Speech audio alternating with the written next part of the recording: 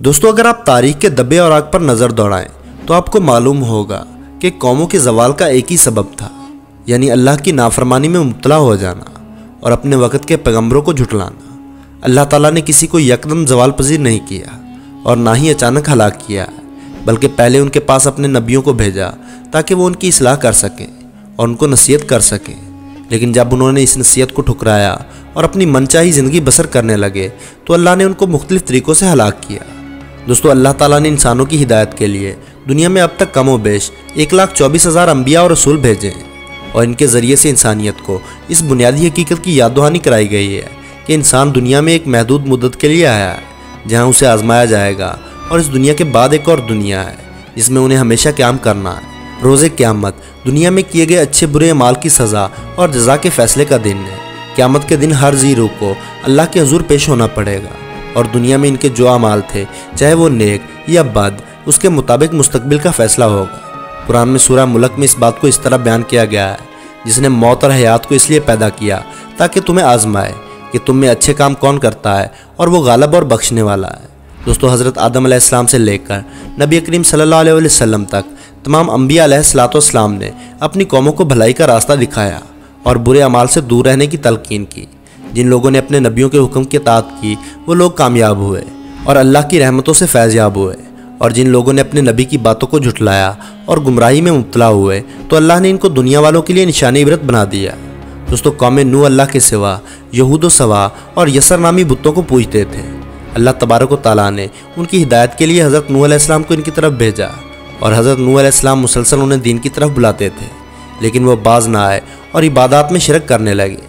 ایک دن وہ حضرت نوح علیہ السلام سے کہنے لگے کہ اے نوح، اگر تم سچے ہو، جس عذاب سے تم ہمیں ڈراتے ہو تو وہ ہم پر نازل کر دو، جس کا ذکر دوستو رب تعالیٰ نے قرآن میں یوں فرمایا ہے۔ قوم نوح کے لوگوں نے کہا: اے نوح، تو نے ہم سے بحث کر لی اور خوب بحث کر لی، اب تو جس چیز سے ہمیں دمکا رہا ہے وہی ہمارے پاس لے آ، اگر تو سچوں میں ہے۔ سورہ ہود۔ تو دوستو اللہ تعالیٰ نے بارش اور طوفان کے ذریعے انہیں ہمیشہ کے لیے نشانی عبرت بنا دیا۔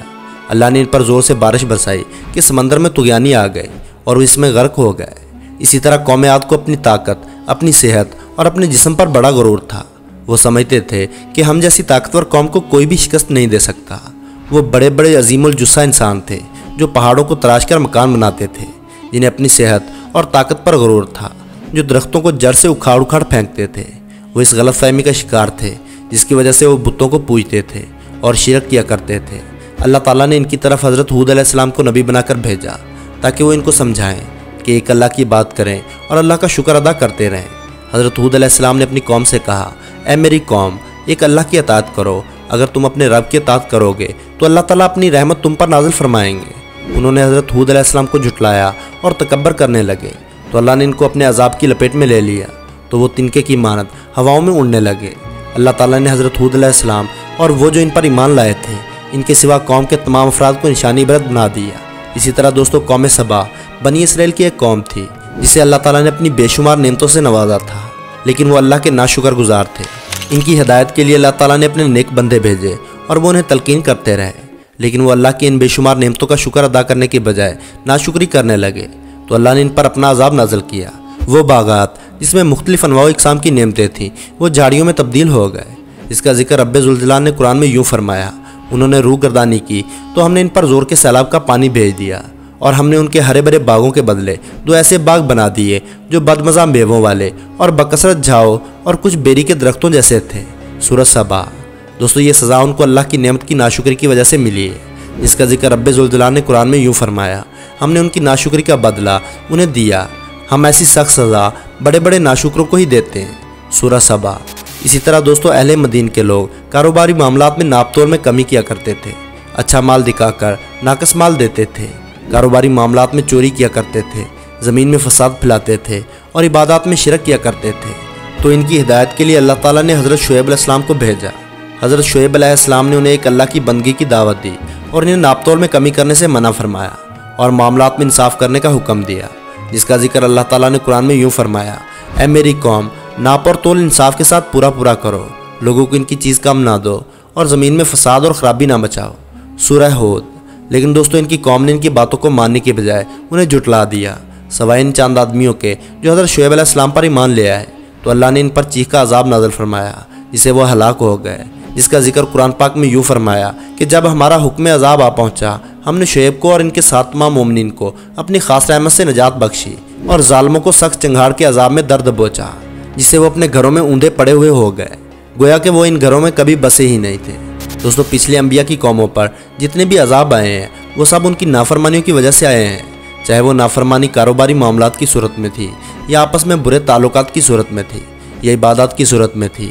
اللہ تعالیٰ نے ان کے نافرمانیوں کی وجہ سے قیامت تک آنے والی انسانیت کے لیے انہیں نشانی عبرت بنا دیا۔ آج بھی دنیا میں کئی ایسے مقامات موجود ہیں جہاں ان کے آثار نمایاں ہیں اور ان عذابات کا اقرار جدید سائنس بھی اپنی ریسرچ میں کر چکی ہیں۔ جن باتوں کی وجہ سے وہ عذاب خداوندی کی لپیٹ میں آئے، ان میں سے بہت سی باتیں اور معاملات ہمارے معاشرے میں نمایاں ہیں۔ نبی کریم صلی اللہ علیہ وسلم نے اللہ سے اپنی امت کے حق میں دعا کی کہ اللہ میری قوم کو ہدایت دے اور ان کو پچھلی قوموں کے عذاب سے محفوظ فرما۔ اور دوستو، نبی کریم صلی اللہ علیہ وسلم کی اس دعا کی وجہ سے آج ہم پچھلی قوموں کے عذاب سے محفوظ ہیں، لیکن پچھلے چند سالوں سے عذاب کی بہت سی نشانیاں دیکھنے کو ملی ہیں، جیسا کہ کرونا، سیلاب، موسمیاتی تبدیلیاں اور عرب معاشرے کا تبدیل ہونا۔ آج کے اس معاشرے میں ہماری بے شمار معاشرتی اور کاروباری برائیوں کی وجہ سے مہنگائی کا بڑھ جانا، قتل و غارت کا پھیلنا، جھوٹ، غیبت، چوری، مکاری اور خاص طور پر بے حیائی کا پھیلنا، یہ سب قرآن اور اسلام سے دوری کی وجہ سے ہے۔ کیونکہ دوستو، آج ہم نے قرآن کے احکامات پر عمل کرنا چھوڑ دیا ہے، آقا دو جہاں صلی اللہ علیہ وسلم کی سنتوں سے دور ہو گئے ہیں۔ ایک وقت تھا جب مسلم قوم معاشرتی اور کاروباری معاملات میں قرآن و سنت کے احکامات پر عمل پیرا تھی اور خوشحال زندگی گزار رہی تھی، اور غیر مسلم اقوام مسلمانوں کی خوشحال زندگی پر رشک کیا کرتے تھے۔ اگر آج ہم قرآن و سنت کے مطابق اپنی زندگی گزاریں گے اور نبی صلی اللہ علیہ وسلم کی زندگی کو اپنے لیے مشل راہ بنا لیں گے تو انشاءاللہ ہماری مسلم قوم پھر سے خوشحال زندگی کے موڑ پر ہوگی اور عذاب الہی سے محفوظ رہے گی۔ اللہ تعالیٰ ہمیں دین کی صحیح سمجھ اور سیدھا راستہ دکھائے۔